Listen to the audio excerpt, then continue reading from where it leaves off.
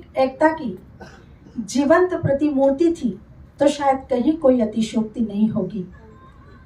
एक कर्मपरायण, धर्मपरायण, न्यायपरायण, कर्तव्यपरायणता की वह अद्वितीय मिसाल थी। वह एक ऐसी राजमाता थी जिन्होंने अपने शासन को सेवा का माध्यम बनाया और सत्ता को साधना का स्वरूप दिया।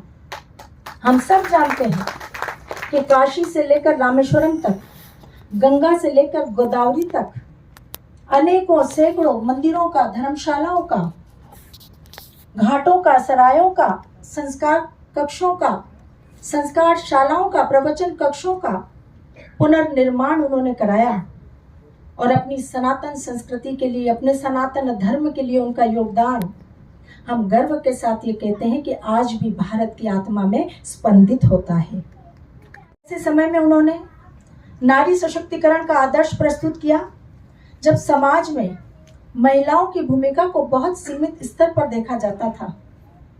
आज चारों तरफ जब महिला सशक्तिकरण की बात होती है तो लोक माता देवी अहिल्याबाई का वह दर्शन पग पग पर हमें प्रेरणा देता है, जब वो कहा करती थी कि सशक्तिकरण का अर्थ केवल अधिकारों की बात नहीं है, ये हमारे कर्तव्यों का निर्वहन, हमारे नेतृत्व की गरिमा और समाज के प्रति उत्तरदायित्व से भी जुड़ा है।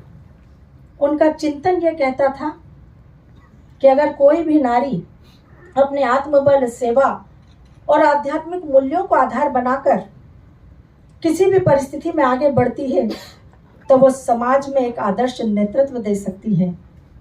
और यह भी कहा कि महिलाओं का मातृत्व केवल परिवार तक सीमित नहीं होना चाहिए, बल्कि परिवार के साथ साथ समाज और राष्ट्र के निर्माण में भी महत्वपूर्ण भूमिका नारी की होनी चाहिए।